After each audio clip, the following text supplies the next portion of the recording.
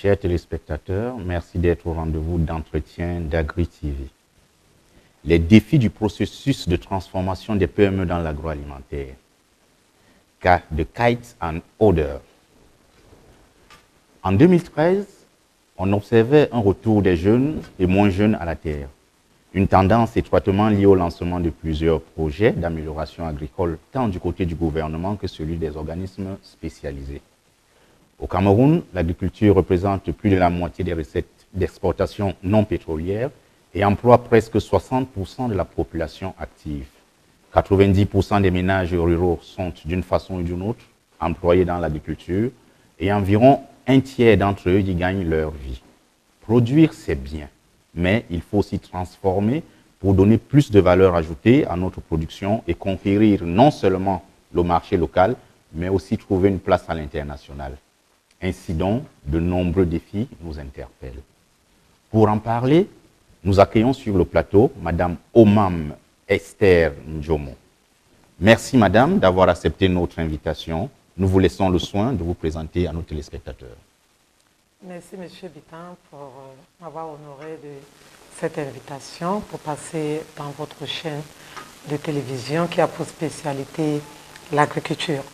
Je suis Ndjomo Omam Esther, directrice exécutive d'une ONG qu'on appelle Reach Out Cameroun, basée dans le sud-ouest. Je suis la vice-présidente des organisations de la société civile du sud-ouest et je suis la directrice de Kites and Others. Bon, je sais bien que je suis là pour le compte de Kites and Others, qui est une entreprise qui fait dans la transformation agroalimentaire basée dans le sud-ouest, plus précisément à Buea. Ok, merci de préciser cela, mais nous allons aussi vous interroger dans le cadre de votre ONG, parce que votre ONG regroupe des centaines de femmes. Et puis vous promeuvez, vous faites la promotion de ces femmes dans le domaine de l'agroalimentaire. Oui, nous ne regroupons pas une centaine de milliers de femmes. Ah, ok. Oui, pour la bonne information, nous sommes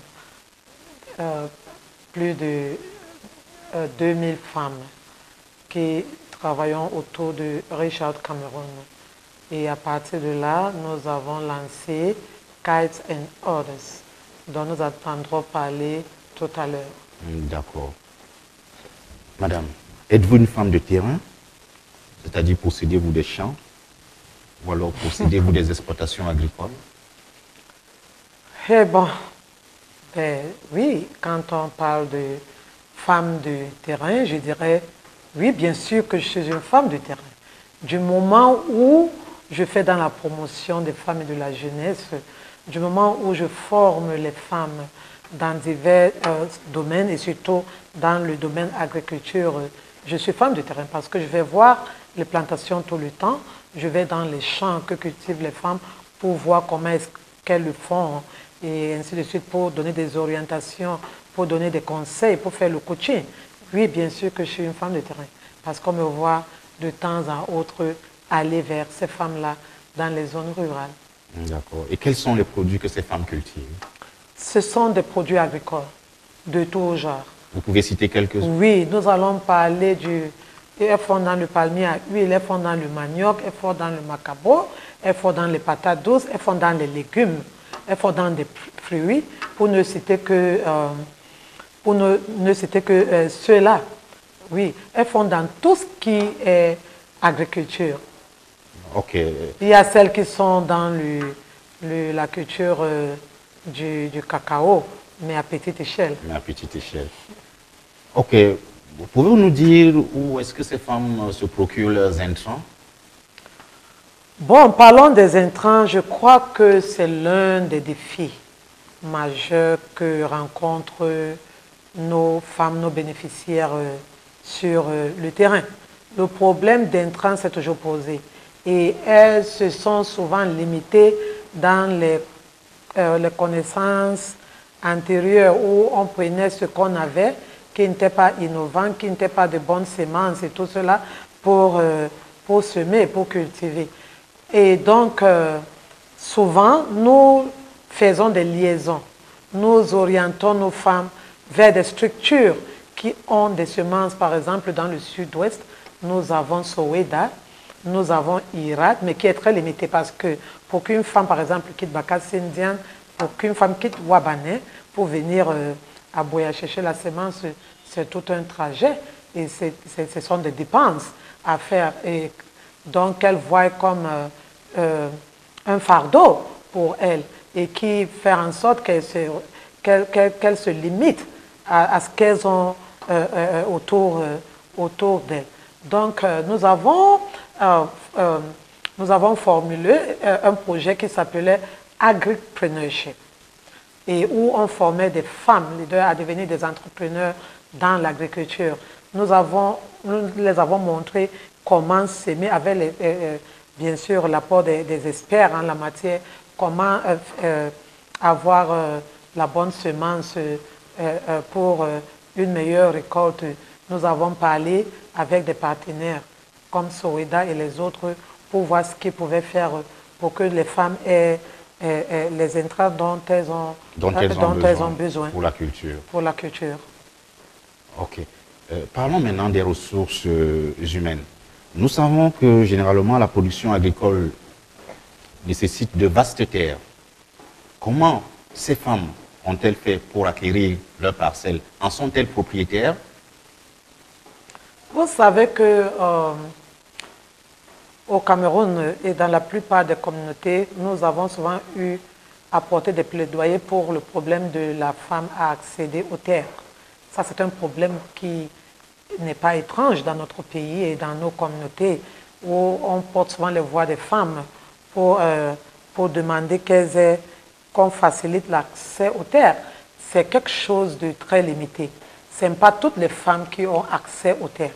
Les femmes veulent bien travailler, elles savent travailler, mais où est-ce qu'elles vont le faire?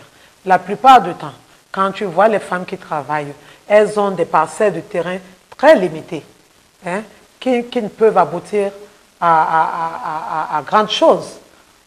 Pourquoi? Parce qu'on se dit que la terre, c'est la chose, c'est une donnée des hommes. Et d'où se pose le problème. Là aussi, c'est un défi que les femmes rencontrent quand il faut parler des cultures et tout ça. Quand on parle de l'agriculture, le problème d'accès aux terres se présente. Avec acuité. Effectivement. Toujours sur le plan des ressources humaines, madame, est-ce que vos femmes disposent d'une main-d'œuvre qualifiée pour mettre en valeur les exploitations qu'elles ont? Oui, si vous posez cette question à la femme rurale que je connais, elle va vous dire oui, je suis qualifiée parce que j'ai hérité de cette expertise de mes arrière-grands-parents. Donc, je sais ce que je fais quand on parle agriculture. Mais quand nous regardons avec l'œil extérieur ou bien l'œil des experts, nous verrons que quand on parle de main-d'œuvre qualifiée, il y a des limitations. Il y a des limitations, il y a des contraintes parce qu'elles ne savent pas comment s'y prendre pour faire dans l'agriculture, bien la production innovante aujourd'hui. Elles restent ancrées dans les méthodes archaïques, dans les méthodes du passé. Et donc, puisque ce sont ces femmes-là qui sont la main d'œuvre, et il faudrait donc voir ce problème-là.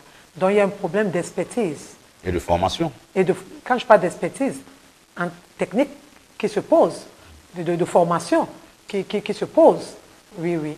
Et il faudrait donc qu'on ait un œil regardant sur ce côté-là si on veut avoir une bonne production. D'accord.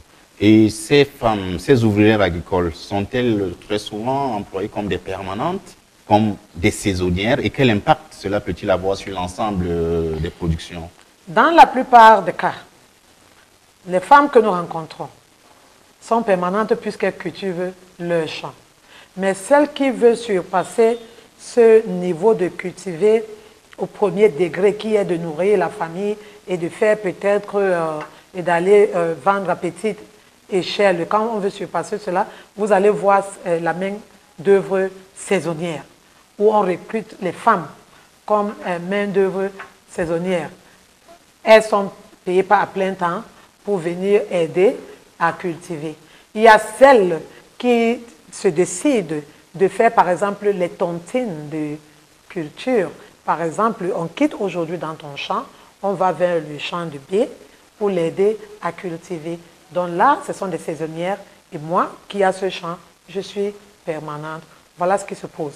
Il y a d'aucunes qui ont déjà des grands champs, peut-être 2, 3, 4 hectares, qui vont recruter les jeunes filles, les femmes dans les villages pour venir les aider à cultiver. Quand ces femmes-là cultivent, on leur donne, on leur paye selon le rendement de leur travail. Et c'est fini, c'est saisonnier.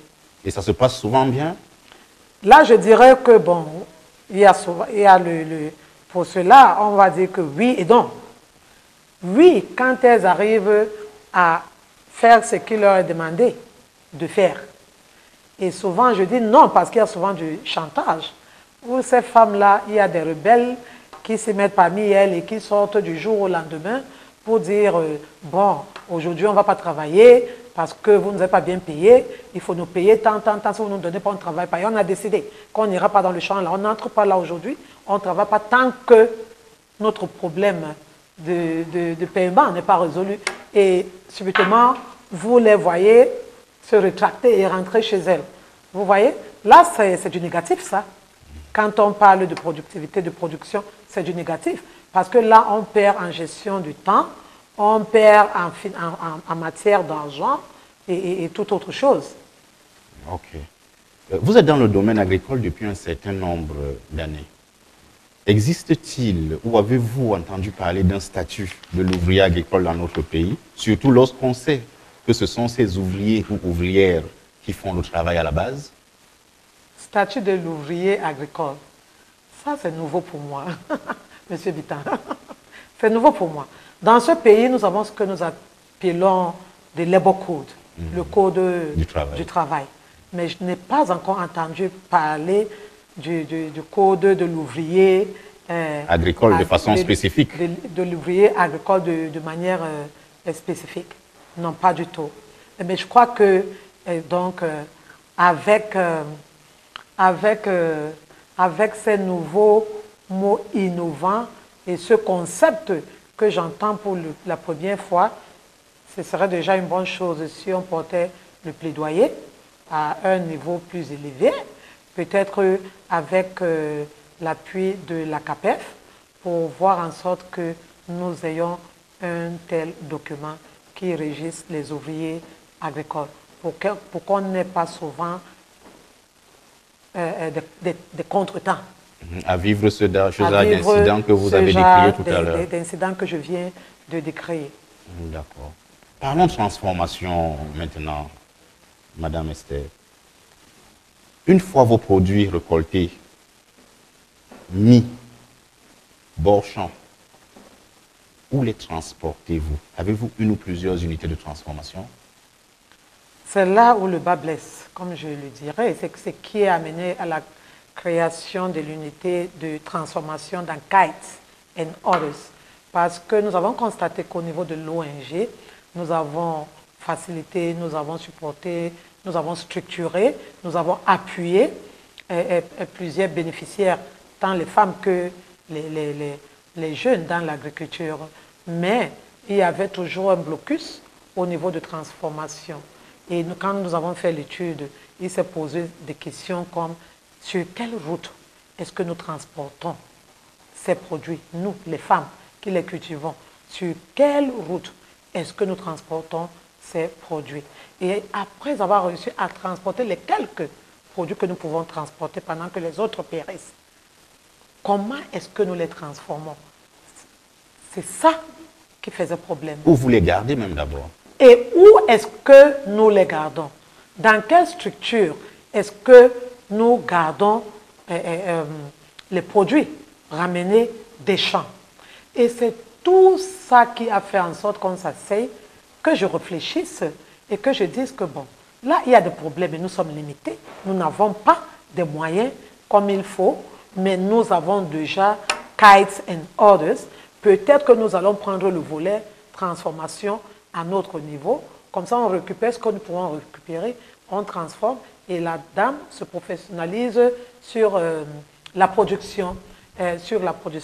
Nonobstant, nous avons appuyé les groupes de femmes dans divers domaines, dans des communautés où nous avons fait des appuis en équipement, en finance, pour qu'elles puissent acheter les équipements qu'elles voulaient. Mais ça, c'est petite échelle, vous comprenez un peu. Par exemple, c'est comme ça que nous avons des unités, des petites unités, des femmes qui font dans la transformation du garri et ainsi de suite. Prenons le cas de ce produit, la farine de manioc. Une fois la matière première arrivée à votre unité de transformation, quelles sont les différentes étapes qu'elle subit avant l'emballage?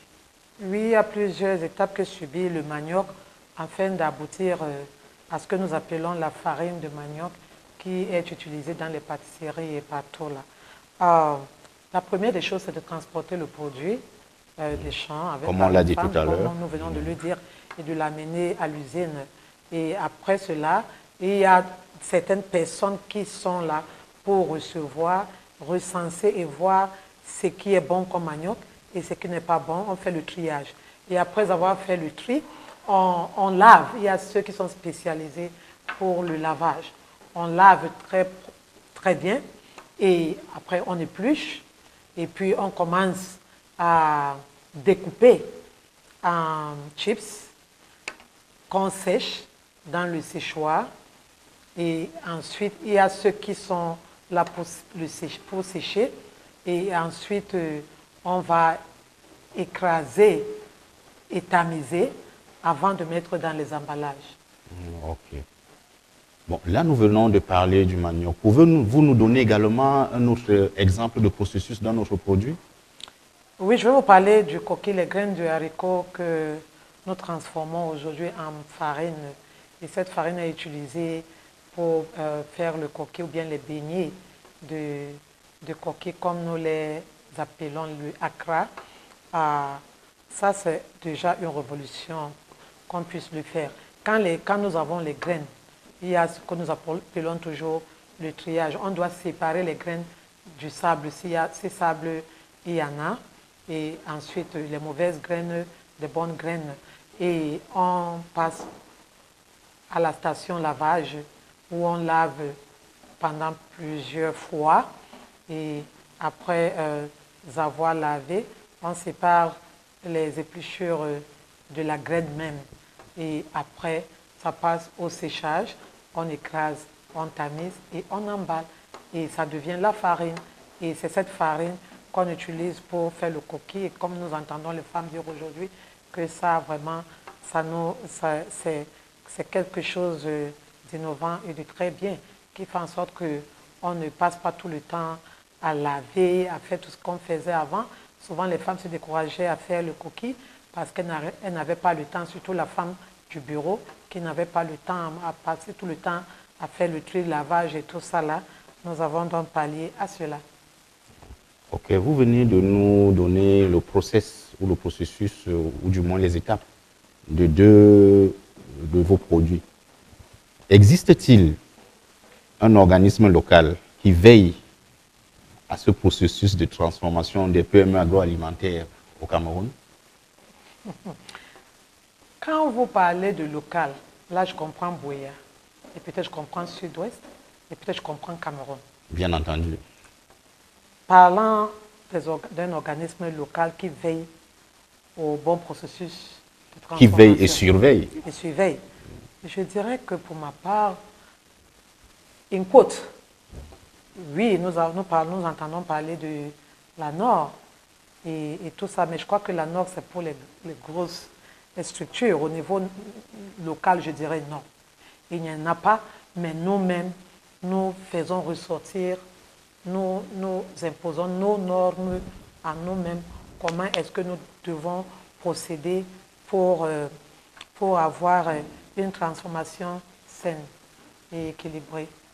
Ok, cette réponse nous permet d'avancer vers les normes. Vos produits transformés, respecte-t-il les normes de qualité, d'hygiène et de sécurité alimentaire? Selon moi, je dirais oui. Peut-être que si la norme vient demain, on pourra me dire qu'il y a une ou deux choses à ne pas faire ou bien à faire. Du moment où nous-mêmes nous sortons nos normes, déjà nous sommes au niveau de l'ONG avant d'arriver au niveau de l'entreprise. Nous sommes l'organisation d'interface du ministère de la Santé publique. Ce qui voudrait donc dire que nous connaissons un peu la structure qui gère les histoires d'hygiène, hein, qui gère les trucs d'hygiène et sécurité alimentaire et autres au sein de la délégation régionale de la santé. C'est vrai que la plupart des PME qui transforment ne subissent pas un monitoring. Okay. Il n'y a pas un monitoring bien planifié à l'avance pour voir comment est-ce qu'ils le font, dans quelles conditions ou dans quel cadre est-ce qu'on le fait. Mais parce que nous-mêmes, nous consommons ces produits et que nous savons ce que c'est que hygiène, nous savons ce que c'est que sécurité alimentaire, nous essayons d'instaurer nos normes à nous.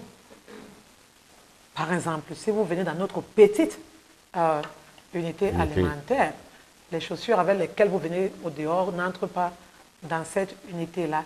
Et même s'il faut entrer, il y a d'abord une station de désinfection où il faut désinfecter les chaussures qui vont entrer et tout ça. Ça, c'est déjà peut-être un exemple que je vous donne parmi d'autres que nous avons instaurés au sein de notre petite structure.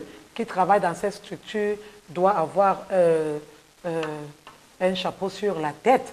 Qui travaille dans cette structure doit déjà savoir que voilà comment est-ce qu'on se présente quand il faut déjà passer à la transformation des produits. Donc voilà des petites normes que nous sommes imposées. Et aussi, nous avons recruté de manière temporaire un ex-étudiant qui est un de nos ouvriers venu de Ngaoundéré, de l'université de Ngaoundéré, qui a fait dans la technologie alimentaire, food technology, qui essaye de nous recadrer et de suivre ce que nous faisons.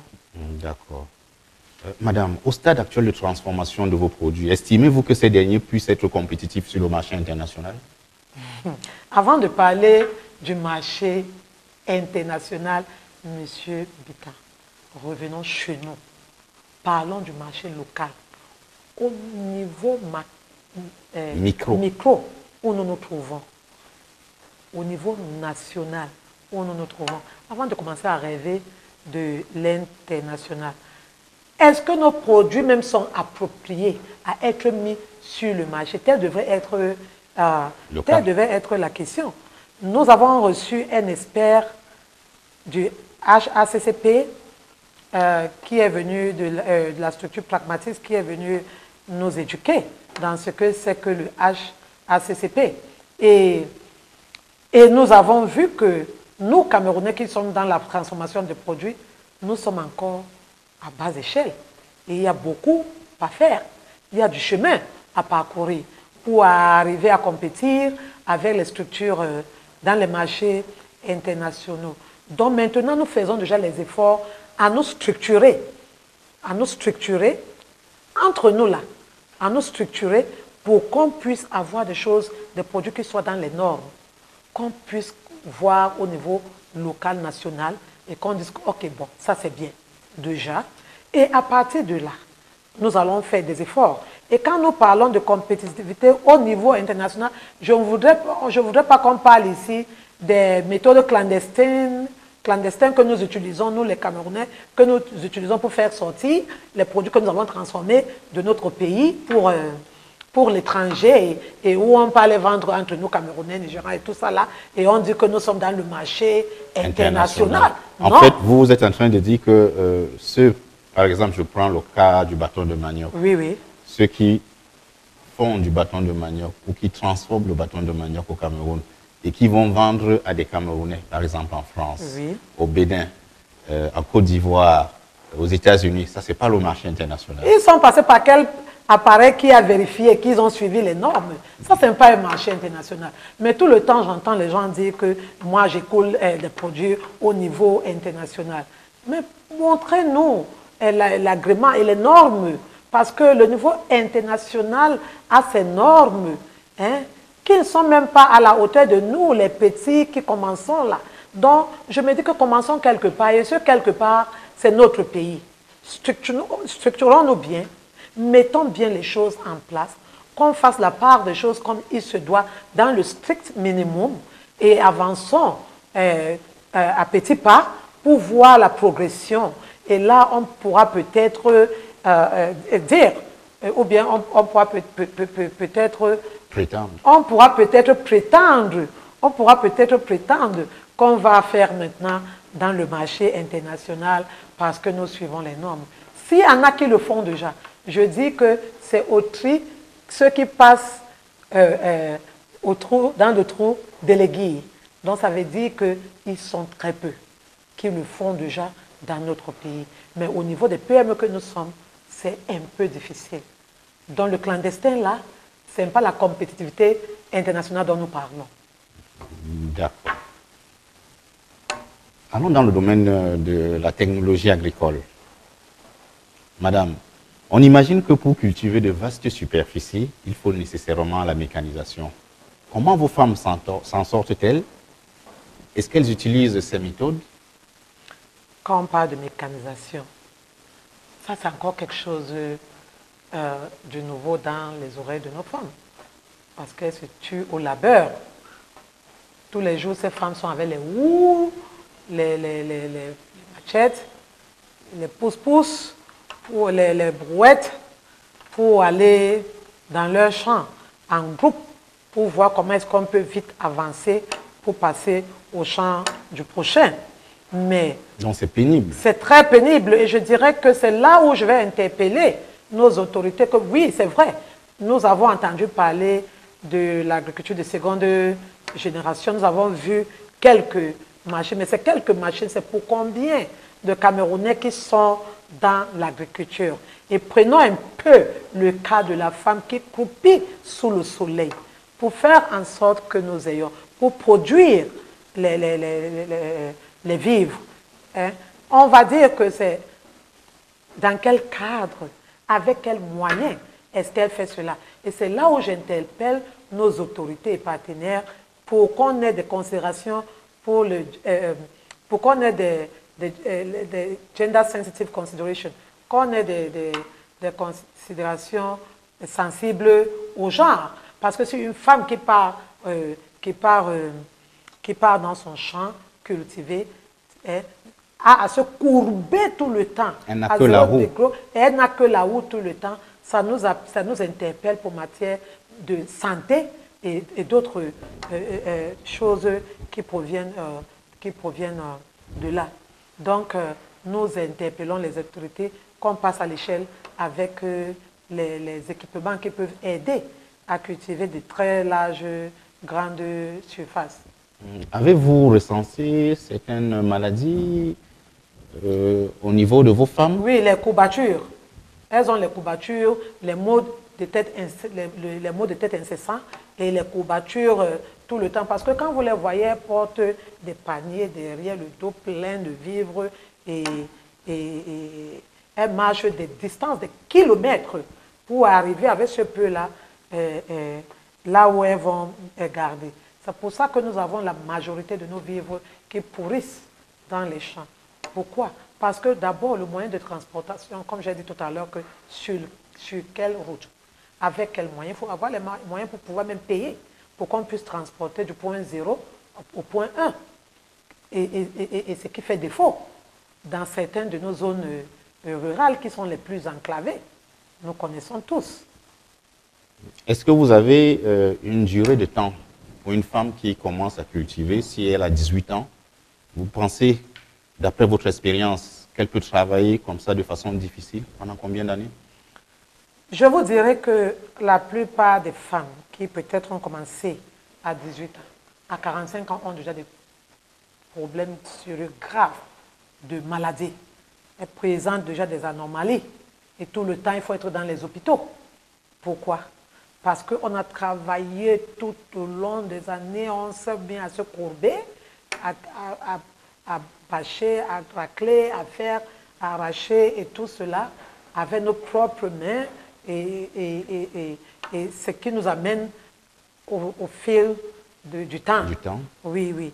À avoir des maladies qui se manifestent d'une manière ou d'une autre. Il y a plusieurs complications qui se posent. Ça dépend.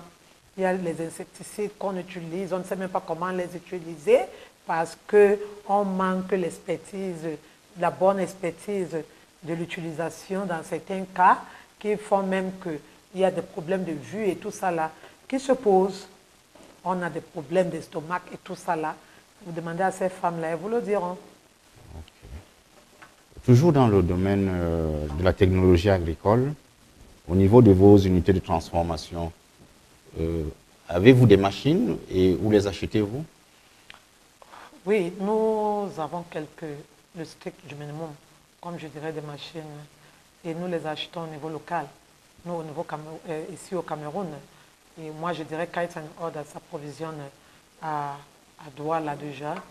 Et pourquoi par faute de moyens? Par faute de moyens. Pour aller à l'international, acheter les machines, il faut de l'argent. Nous avons bien la volonté d'avoir une chaîne d'équipement qui puisse nous aider à transformer du début jusqu'à la fin. Mais où est-ce qu'on va prendre cet argent-là? C'est ça qui fait problème. L'accès au financement est difficile. Donc nous faisons avec le peu que nous ayons.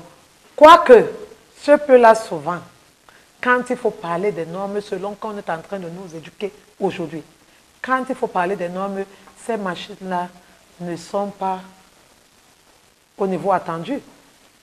Les fabricants ne respectent pas les normes. Mais nous autres aujourd'hui, parce que nous savons que nous connaissons déjà qu'il faut travailler avec des machines en inox, ce que nous appelons le stainless steel. Nous imposons cela à nos fabricants que nous ne donnons que ce qui respecte les normes, qui est fait en inox. Sinon, nous ne le prenons pas. Nous ne les prenons pas. C'est vrai bien et beau que c'est cher. Ça coûte cher, mais on doit faire avec. Et pour faire avec, nous interpellons les partenaires et le gouvernement à voir ce qu'ils vont faire, à nous venir en aide. Mais il y a déjà d'autres qui ont ce circuit-là, où ils s'approvisionnent à l'étranger. Il y a ceux qui partent en Espagne, en Chine, en Belgique, en France, pour acheter les machines. C'est ceux qui ont déjà fait le parcours. Un bon parcours, je dirais. Parlant des emballages, sur nos marchés, on constate que les produits made in Cameroun ne poussent pas le client à l'achat et à la consommation. Est-ce que, au niveau du packaging de vos produits, vous travaillez avec les experts du domaine? Autant de défis que nous rencontrons au jour le jour quand on parle du packaging. C'est l'un des défis à la transformation même. Parce que le packaging, c'est tout. Le packaging,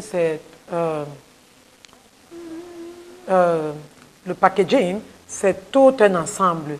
Là, vous avez le branding, vous avez le labeling et vous avez le packaging même.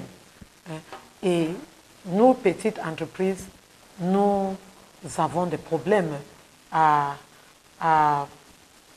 passer au-delà de cette étape pour avoir de bons produits. Et c'est ce qui fait que nous disions tantôt plus haut qu'au niveau international, nous ne pouvons pas être compétitifs à cause des trucs comme ça. Quand notre brand n'est pas bien fait, quand les labels ne sont pas bien articulés, quand le paquet même n'est pas attractif, attrayant, bon, ça perd la valeur, ça fait perdre sa valeur au produit. Donc aujourd'hui, Kites and Orders, nous sommes en pourparlers avec certains experts qui sont en train de nous faire le coaching dans le packaging. Et pendant qu'ils nous font le coaching dans le packaging, nous le faisons aussi à d'autres femmes qui ont amélioré déjà la présentation de leurs produits. Mais il y a d'autres problèmes qui se posent. Est-ce que nous avons vraiment ces paquets, est-ce que nous avons ces emballages, les emballages appropriés qu'on recherche? Oui, je voulais vous poser cette question. Où vous procurez-vous vos emballages? Oui, est-ce que nous les avons disponibles dans notre pays? Vous avez quelques structures peut-être qui font dans la production de quelques emballages. Mais prenons peut-être les emballages en plastique comme on le fait si bien en Chine et au Nigeria. La plupart du temps, les gens vont au Nigeria ou bien en Chine. Nous avions eu un blocus. On devait présenter, on nous avait demandé d'apporter nos produits qu'on a tant aimés. Nous avons présenté les produits dans 1, 2, 3 forums et les gens ont apprécié. On a dit, bon, venez, on va vous chercher des entrées dans tel ou tel supermarché. Mais parce que nous n'avions pas ces emballages en quantité, cela a fait défaut et nous avons perdu cette opportunité-là. Parce que quand on prend aujourd'hui les fournisseurs qui apportent ces emballages, quand ils vous livrent, quand ils apportent des mois, 2, 3 mois après, vous entendez que le stock est épuisé. Et vous ne pouvez plus, et n'ayant pas les moyens adéquats pour faire en grande quantité comme le font ceux qui ont déjà fait le parcours, comme je les appelle là, vous voyez que nous avons des limitations. Bon, ça nous enfreint peut-être la visibilité, bien la vente de nos produits. Ok, parlons à présent des circuits de distribution, madame. Pensez-vous que les PME agroalimentaires aient suffisamment de moyens pour mettre sur pied de véritables stratégies et politiques de distribution? C'est là où le bas blesse. Parce que nous disons que nous produisons. Nous disons que nous transformons. Mais nous avons un problème, nous n'arrivons pas à écouler les produits comme il le faut. Pourquoi? Parce qu'on manque d'un plan adéquat au sein de nos structures. Un plan de communication, un plan de marketing. Nous n'avons pas ce plan-là. Il faut avoir un plan. Aujourd'hui, on dit que ce sont les TIC qui font l'affaire. Il faut se faire voir. Il faut avoir une visibilité à grande échelle pour pouvoir mieux écouler ces produits. Bon, quand on n'arrive pas, au départ, nous n'avions pas de plan de communication. Mais aujourd'hui, où je vous dis depuis 2 semaines, aujourd'hui, nous sommes en train d'élaborer un plan de distribution, de communication et de marketing avec un expert qu'on a recruté pour qu'il nous accompagne dans cela. Je crois que parce que quand on fait un bon plan de communication, le circuit de distribution est made easy. C'est rendu facile. Toutes les fois où nous avons eu à faire la pub au niveau des médias sociaux, nous avons eu du positif, un retour positif. Toutes les fois que nous avons eu à faire des pubs au niveau local, nous avons eu un retour positif. Ce qui démontre donc que si on établit son plan de communication, un plan de communication approprié à ce que nous faisons, et nous irons, we will go places, comme on dit en anglais, nous ferons des belles affaires. Oui, oui. Donc, ça aussi, c'est un défi. Parce que les Camerounais, nous ne savons pas communiquer. Nous ne savons pas communiquer. Ça fait problème. Il est donc grand temps. C'est pour ça que nous nous mettons ensemble dans des réseaux pour qu'on puisse échanger les informations, pour qu'on voit comment est-ce que d'autres confrères, d'autres consoeurs font pour réussir, pour que nous aussi, nous pouvons faire la même chose. Ok. Parlons des financements, madame. On imagine que la production, la transformation, la distribution des produits agricoles demandent de gros efforts financiers. Comment vos femmes font-elles pour financer leurs activités? Quand on parle de nos femmes, et comment est-ce qu'elles font pour financer les activités, je vais dire que c'est là le nœud du problème. On ne peut pas parler projet, on ne peut pas parler activité et ne pas mentionner finances. Nous savons que les femmes ont un problème d'accès au financement. les grandes structures, les banques n'arrivent pas à financer les projets des femmes parce qu'ils se disent que ces femmes-là n'ont pas de bonnes garanties. Aujourd'hui, nous avons les microfinances qui essayent quelque part de pallier à ce problème. Mais combien de femmes en bénéficient? Vous verrez aussi que toute la paperasse bureautique et toute autre chose, les taux élevés, les garanties et tout ça font de sorte que la femme reste au même niveau que nous l'avons trouvé hier. Pourquoi? Parce qu'elle n'arrive pas à accéder au financement. Mais on donne des financements très facilement aux hommes parce qu'on se dit que ce sont les hommes, ils sont indépendants pendant que la femme dépend de l'homme. Mais là où le bas blesse, c'est que quand il faut évaluer ces deux, quand il faut faire la comparaison, on voit que la femme, elle a meilleure cliente à rembourser les crédits empruntés que monsieur l'homme. Excusez-moi de tenir ce langage. C'est pourquoi les femmes ont fait recours à leur tontine des quartiers où elles se rencontrent, elles brassent des milliers de francs pour s'entraider entre elles. Et comme nous avons vu que c'est ça qui marche pour elles et que les microfinances aussi n'arrivent pas à nous aider au niveau où on s'attendait, nous avons instauré de l'autre côté, pas au sein de l'entreprise, ce que nous appelons le internal lending skill. Parmi les groupes de femmes, nous les structurons aujourd'hui en coopérative et puis on inculque la notion de internal lending skill pour qu'elles apportent chacune ce qu'elles ont ensemble, qu'elles développent cette culture, qu'elles augmentent le capital qu'elles ont pour mieux s'entraider. Pourquoi est-ce que je le dis? Récemment, ça fait à peine de cela 3 semaines, nous avons une de nos bénéficiaires qui s'est rapprochée auprès de moi. J'ai amené cette femme-ci auprès du microfinance avec d'autres femmes. Et je suis partie parce que je devais voyager. Mais arrivé là-bas, on les a dit dans 10 jours ou 15 jours au trop, vous aurez le crédit. Mais ce qui s'est passé, c'est qu'en fin de compte, même la microfinance demandait les garanties. On dit apporter le titre foncier, apporter ceci, apporter cela. Elle n'en revenait plus, la pauvre.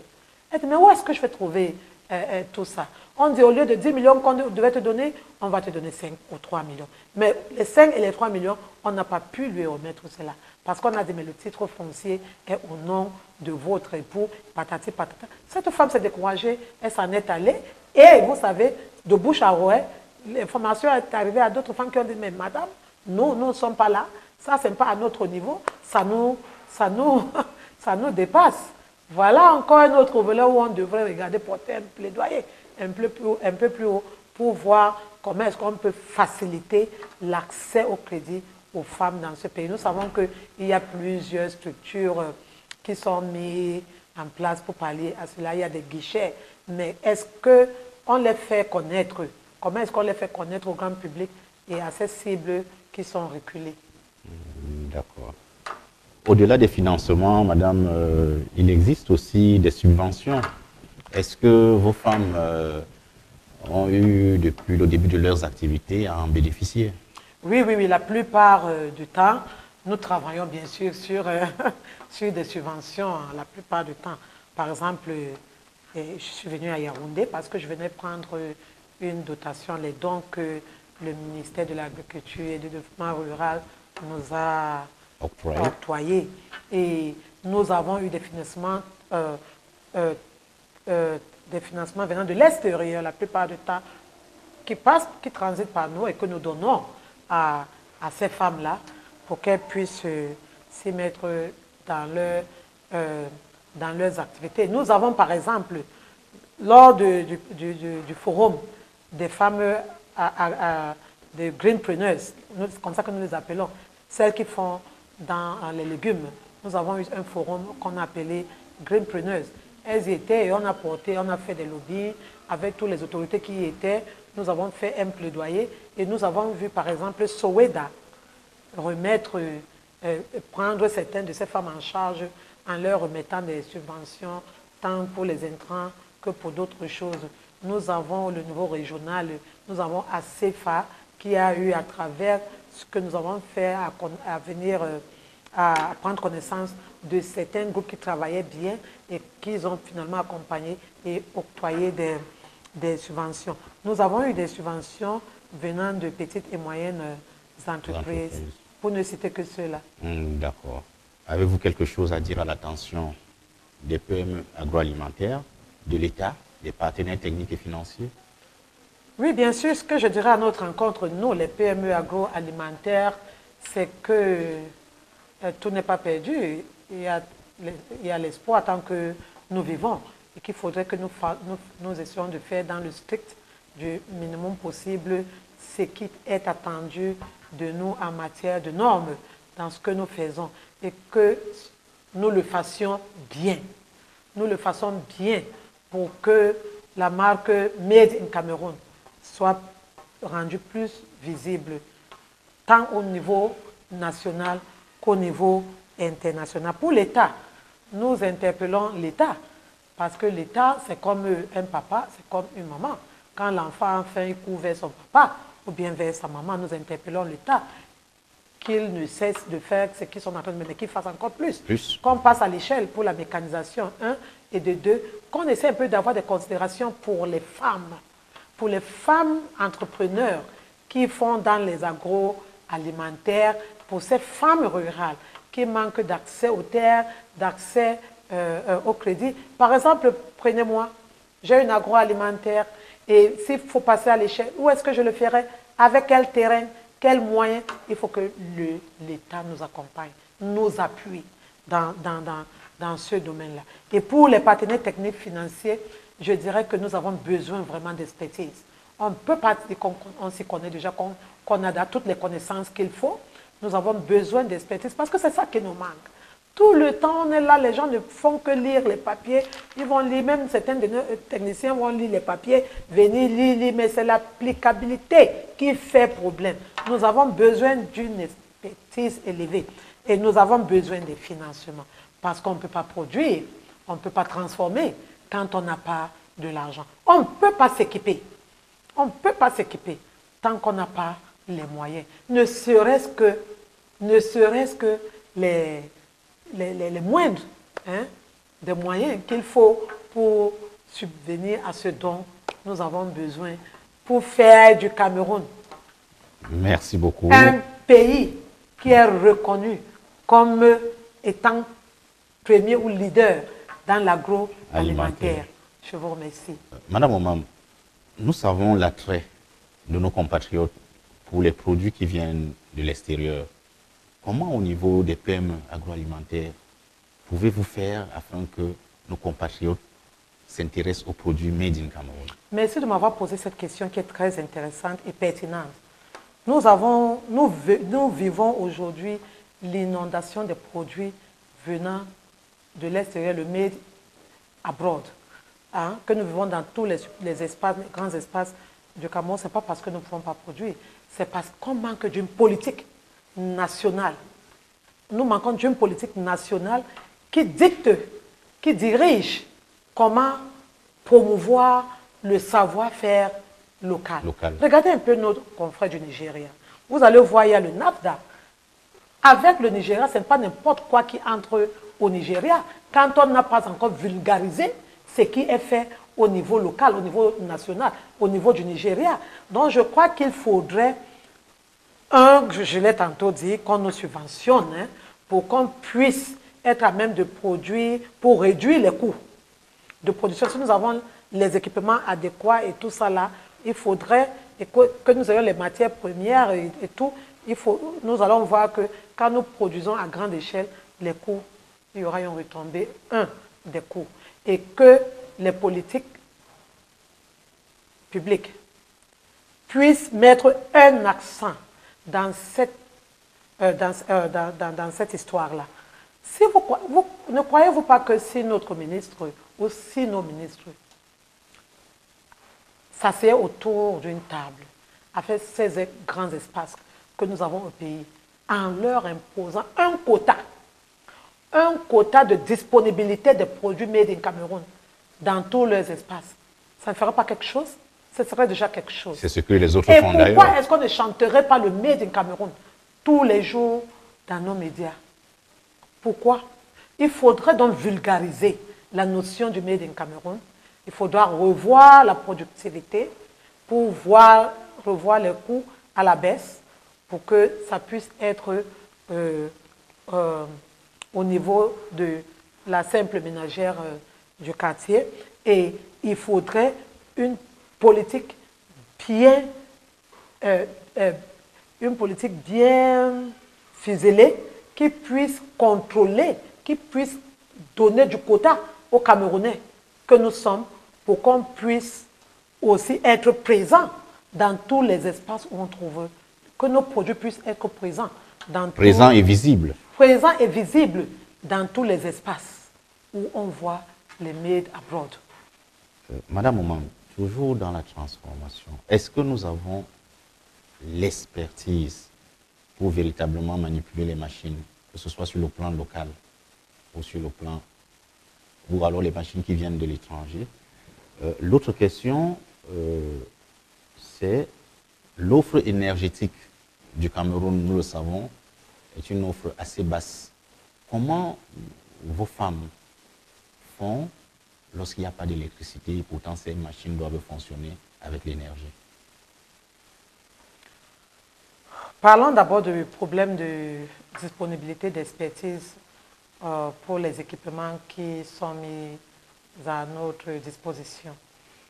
Les machines qui viennent par exemple de l'étranger, quand ils viennent, nos femmes, nos jeunes manquent l'expertise, le savoir-faire du comment utiliser ces machines-là quand ils tombent par exemple en panne. Nous avons souvent vu des situations où on a ramené les machines de l'extérieur pour ce pays et après 3 mois, ces machines sont tombées en panne et sont devenues figuratifs au sein des entreprises. Pourquoi? Parce qu'il n'y avait pas un savoir-faire du comment, il n'y avait pas cette expertise, des techniciens bien formés à arranger les machines. D'où la plupart du temps, nous préférons encore recourir de manière, nous préférons recourir dans nos fabrications locales. Parce qu'au moins là, ils sont là sur place. S'il y a un problème, il n'y a qu'un coup de fil et ça fait juste le trajet de quelques heures et ils viennent, ils essaient de résoudre le problème. Ça, c'est aussi un problème très, très sérieux. Il faudrait qu'on pense à cela.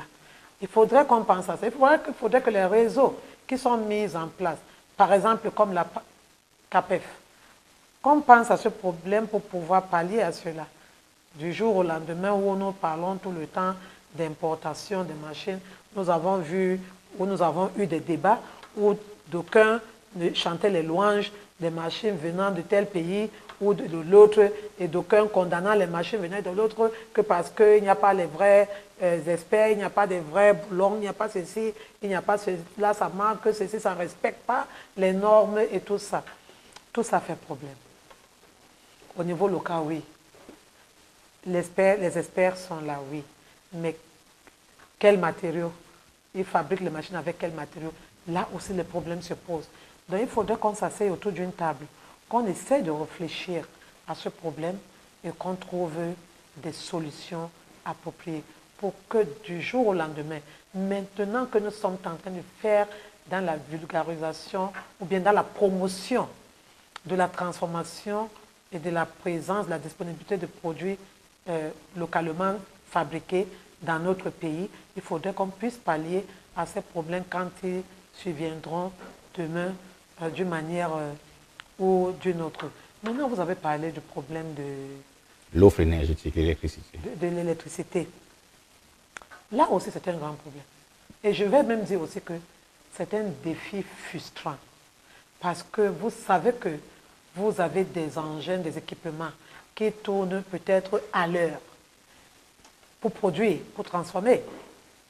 Et du coup, on vous coupe la lumière. Je vais vous donner un simple cas pratique. Par exemple, à l'école de Titi, on peut avoir la lumière aujourd'hui. Nous sommes en train de le produire et subitement, on coupe. Vous pouvez être en plein processus de production ou bien de transformation. On coupe la lumière. Et cette lumière va revenir après une semaine. Est-ce qu'on voit les pertes énormes qu'on a en cours? Voilà autant de problèmes. Les femmes, certaines femmes on a souvent conseillé d'avoir les groupes électrogènes, mais de quelle capacité? Ça aussi, il faut des financements. De quelle capacité? Les petits groupes électrogènes qu'on achète là, souvent ne portent pas, n'arrivent pas à porter les équipements qui sont mis à la disponibilité des femmes ou bien de nos petites structures, de nos petites entreprises. Donc voilà autant de problèmes qu'il faudrait regarder et voir comment pallier à cela, conseiller ou bien faire du coaching quand on aura souvent ces problèmes sur la table. Comment est-ce qu'on peut contourner au cas où en pleine production on a un délestage, et un délestage qui ne fait pas 1 heure seulement mais qui fait des jours. Non, vous allez voir donc, moi qui suis peut-être à Buea, qui subit le délestage tout le temps, je ne pourrais pas concurrencer avec une autre personne qui est à Douala, qui fait dans les mêmes produits. Mes coûts seront plus élevés. Pourquoi? À cause de ce que je suis en train de dire. De l'offre énergétique. De l'offre de réalité. Okay. Donc, voilà des choses, voilà des réalités auxquelles nous faisons face tous les jours et dont il faudrait qu'on s'asseye et qu'on commence à réfléchir, que ça mène à la réflexion. Ce sont des ouvertures de réflexion. D'accord. Madame, nous vous remercions d'avoir honoré cet important rendez-vous. Nous rappelons que nous recevions ce jour Madame Omam Esther Njomo, Managing Director de l'entreprise Kates & Other. Nous vous remercions, Madame. C'est moi qui vous remercie de m'avoir conduit dans cet entretien pour qu'on puisse ressortir le quotidien de ce que nous vivons chaque jour dans nos PME au niveau local. Ok, chers téléspectateurs, à la prochaine occasion. Merci.